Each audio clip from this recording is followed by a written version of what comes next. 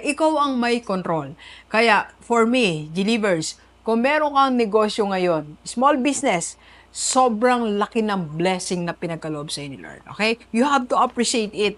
You have to say, Lord, thank you. Every day, sabi mo, Lord, salamat, meron akong business. At isa pang napakalaking blessing po sa small business, it can sustain the needs of your family. Kung meron kang mga nag-aaral na anak, kaya niyang i-sustain.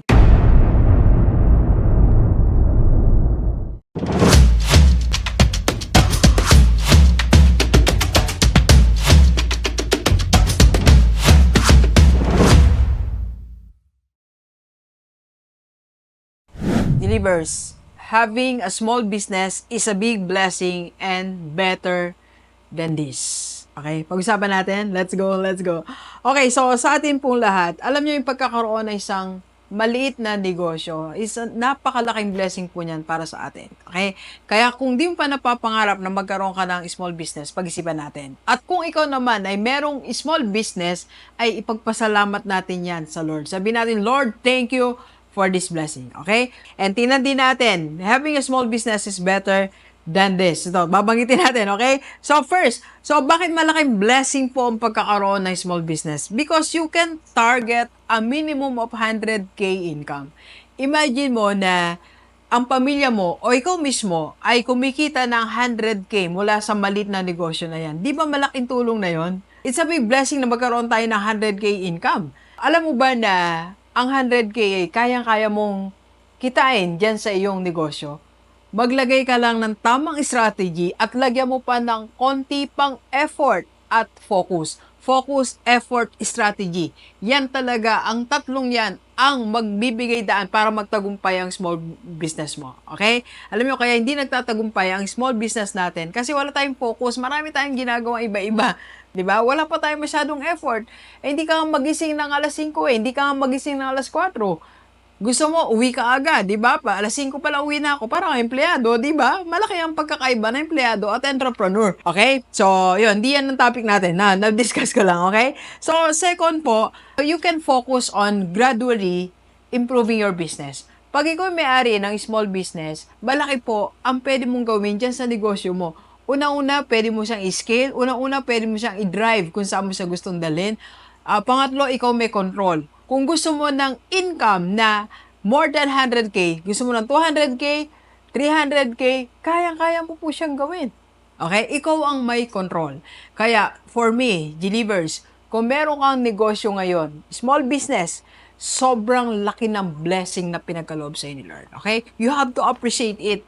You have to say, Lord, thank you. Every day, sabi mo, Lord, salamat, meron akong business. At isa pang napakalaking blessing po sa small business, it can sustain the needs of your family. Kung meron kang mga nag-aaral na anak, kaya niyang i-sustain.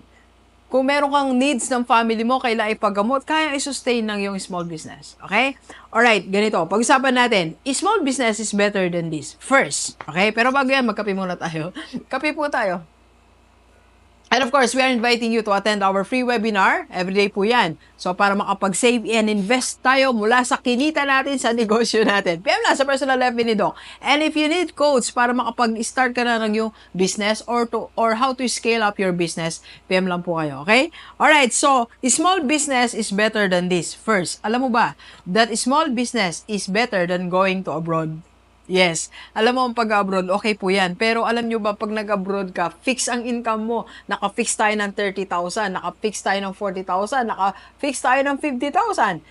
And hindi pa natin, not to mention the, yung lungkot natin sa gabi and yung tinitake natin na risk na baka ano mangyari sa family natin, mawala family natin. So, having a small business, it is really far better than going abroad. Okay? Pag-isipan natin, kung may 100K ka, pampuhunan, saan ba dadali yan? Sa negosyo o mag-abroad ka? Okay? Alright? Pag-isipan. Next, small business is better than going to the city. Kung sa probinsya mo, meron kang maliit na negosyo, it's better than going to the city. Okay? Hindi ko sinasabing huwag kang mag-city kasi gusto ko rin ma-explore mo ang city. But if you have your small business here, pagyamanin mo muna ang small business mo dito. Lahat ng pwedeng gawin, i-improve mo vertically ang business mo, small business mo sa province. Okay? And fifth po, It's better than being employed, okay? So, hindi ko sinasabing huwag tayong maging empleyado. Pero, kahit maabot mo ang mataas na posisyon sa iyong kumpanya, hindi pa rin sa iyo yan, okay? It can never be yours, okay? Pero yung small business, sa iyo yan. Meron kang control, 100%. That's yours, okay? You can improve it, pwedeng lumaki ang kita mo, you have control, full control. Sa higher position sa iba't ibang company, ikaw ang kinokontrol. Okay? Alright? So sa atin po lahat, having a small business is really a blessing. Pagpasalamat natin sa Panginoon. Let's go, let's go. Kape po tayo. Kape po. Thank you for watching. We are inviting you to attend our free webinar sa IMG Rockstar Community para makapag-invest ka na sa mutual fund at magkaroon ka na ng Kaiser. PM na sa personal life ni Doc. Let's go, let's go!